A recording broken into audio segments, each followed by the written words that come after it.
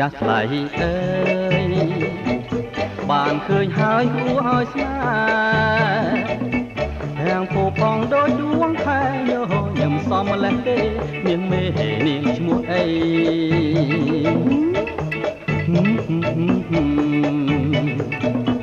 កុំខឹងណាស់នាងណាងៀងភក្ត្រាមកណាស្រីបងសូមថតរូបពិសីកុំខ្មាស់កុំអៀនអីប្រណីញញឹមភ្លៀម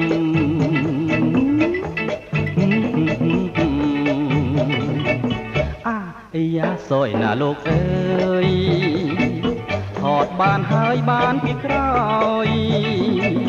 ថតពីមុខនាងមិនឲ្យថ្ងៃនេះជាថ្ងៃសយយីសយអស់ចាមែន